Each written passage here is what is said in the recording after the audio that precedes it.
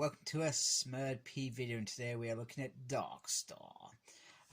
Now, the only reason I brought Darkstar is because, well, she was in a couple of animated episodes of X-Men in Russia, because she's a Russia agent, and in the comics as well. I remember she did become part of an X team in the X Corporation, and that was in New X-Men, and well, in that she died. But I'm pretty sure she returns back to life, because that's how this crap happens. So that is the only reason that I have brought this figure.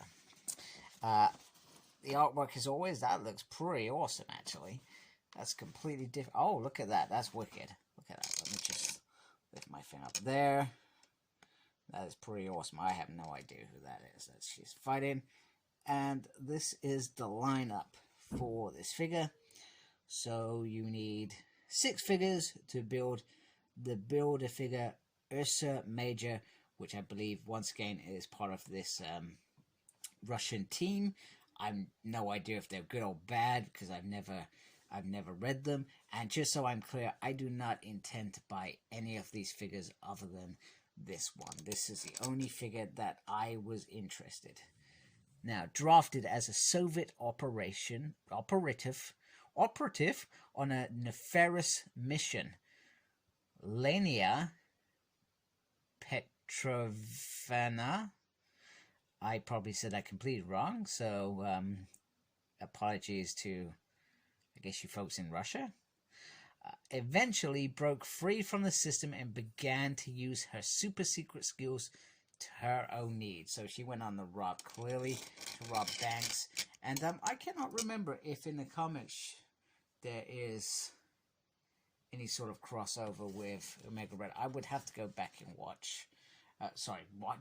read some of those early X-Men issues from the 90s, I guess, when he was first introduced, to see if there was...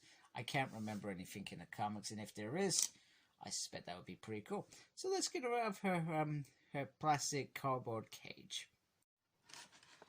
Okay, so here she is out of the packaging, and I suspect this is going to be a short and sweet video, you lucky people. I'm not going to drone on for ages. So she comes with the Build-A-Figure and what looks like the biggest part. This is basically the whole body. I'm presuming part of the back section. So this is a massive piece. So I've got to give kudos to Hasbro, because unless people are after this this Russian team, this could be a figure that is easily not purchased. But by giving that massive piece, people have to buy it. You know, it's like House of X-Wave. There was certainly no Build-A-Figure piece with Wolverine, because there was... Wolverine's going to sell. Even if he's a crap Wolverine, he's going to sell. So anyway, this figure I feel is very, very nice. I do like the fact that she does like have yellow in her eyes. I'm hoping you can... Oh my god, I'm doing it again. Moving the light. My thing starts bouncing around. I apologize. But that is very, very nice. The hair looks very nice. I'm not seeing any issues with the paint job. I love the little chest bit on there, but there seems to be, not sure if you can see it on mine. Oh man, what's going on here? There seems to be some bad paint spray or something on mine on the star, which is a little bit disappointing. There's a few spots actually. No big deal, you know, I get over these things anyway. The hair is pretty nice.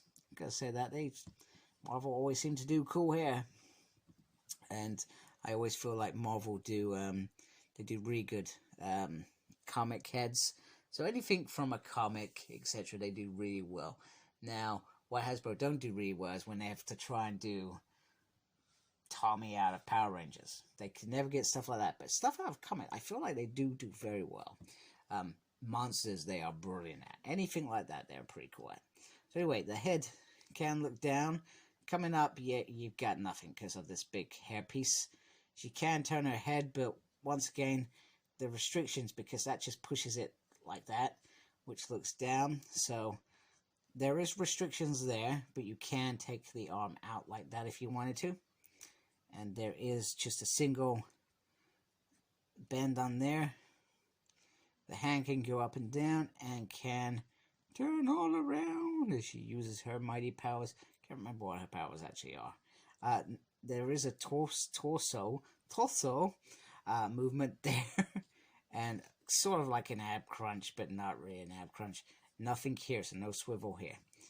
There is swivel on the legs, and a double pin on the leg as well. Yes, because we were talking about the leg. Nothing there, and then you turn left and right, and you can go up and down on the foot, which is cool. And let's see, can she do the splits? Almost, but not really. Not really. Let's see if I can actually get her to stand again. There we go, we got her to stand. There we go. So, in terms of height, here is my pint glass, which is about the same size, so that's pretty cool. Oh, maybe a little bit bigger on the pint glass. And it's a weekday, so I have water in there. Yes, that joke is getting old. It's not even a joke. It's just a silly thing that I say. Now, what I'm surprised at is how many hands she actually comes with. So she comes with some fists, and she comes with some grippy hands. So, I gotta say, from that perspective, very, very impressive. Because I would expect to. I mean, these hands are already made. They exist.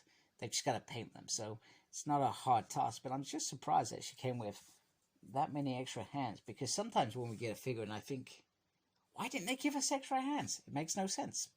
That should have been the figure that got hands. So, for example, I bought that Sentinel, which cost me a small fortune. Yet the 6-inch figures that came with it didn't have extra hands. Say what? It's ridiculous. Hell, one of them didn't even have a body because it's meant to swap between Bastion and that. I think it really bugs me that. It's going to bug me to. In fact, at some point, I know what I'm going to do. I know I'm going to end up going to buy a Bastion figure just so he can have a actual real body rather than the Charles Xavier body that I put in there. So anyway, there we go. Darkstar.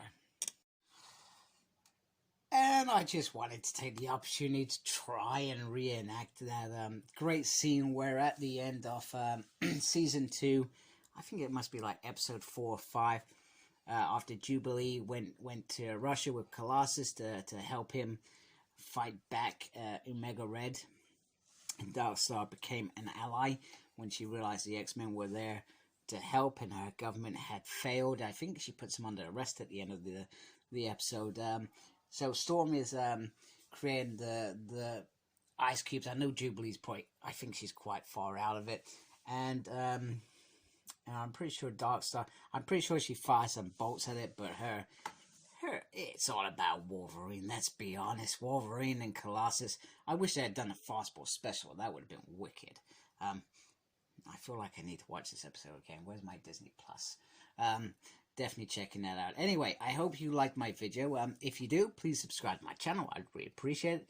And take care of yourself. It's really important. And embrace the geekiness. Goodbye, folks.